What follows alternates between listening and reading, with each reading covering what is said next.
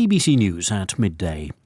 The oceans have hit their highest ever recorded temperature, which experts warn could have dramatic implications.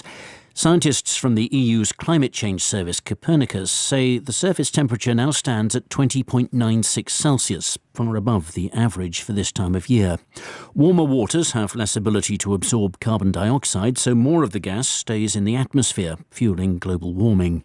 Dr. Samantha Burgess from Copernicus says marine life will also be disturbed. We're highly likely to see impacts in marine ecosystems, including coral reefs and coral bleaching. We've also seen really extreme sea surface temperatures in the Caribbean, temperatures of 38 degrees, which I never thought I would hear correlated with ocean temperatures. Ukraine says it successfully damaged a Russian naval ship using a sea-based drone carrying nearly half a ton of TNT. The vessel was docked in the port city of Novorossiysk, hundreds of miles from the front line. From Kiev, here's our Ukraine correspondent, James Waterhouse. The Novorossiysk port is a major export hub for Russia and an important naval base for its Black Sea fleet. According to reports, it had to be temporarily closed after the attack in the early hours of this morning.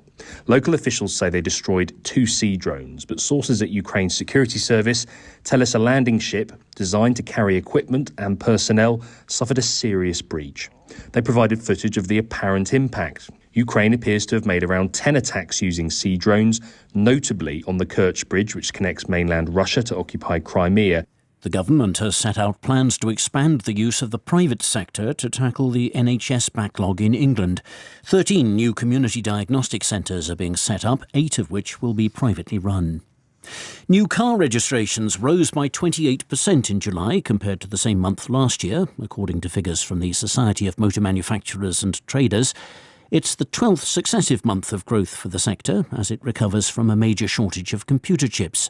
Sales of electric cars rose sharply, as our business correspondent Theo Leggett explains. A new electric car was registered every minute during working hours in July, according to the latest figures from the SMMT, as new registrations of battery-powered vehicles increased by 88% compared to the same period a year ago. Overall, electric and plug-in hybrid vehicles accounted for nearly 1 in every 4 cars sold. But the organisation said obstacles to the installation of charging infrastructure still needed to be removed if the UK was to meet its environmental targets. The market as a whole is now showing a strong recovery. The social media influencer and self-proclaimed misogynist Andrew Tate has been released from house arrest in Romania. He and his brother Tristan, who deny charges of rape, human trafficking and forming an organised crime group, are still subject to bail conditions. The Canadian province of Alberta has withdrawn its support for a bid to host the Commonwealth Games in 2030. A feasibility study determined that the event, which would have been held in Edmonton and Calgary, would be too expensive.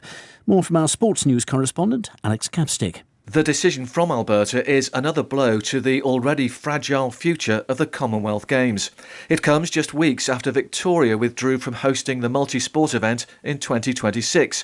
And just like the Australians, local government officials in the Canadian province concluded they could not justify the costs involved. So what next for the Commonwealth Games Federation?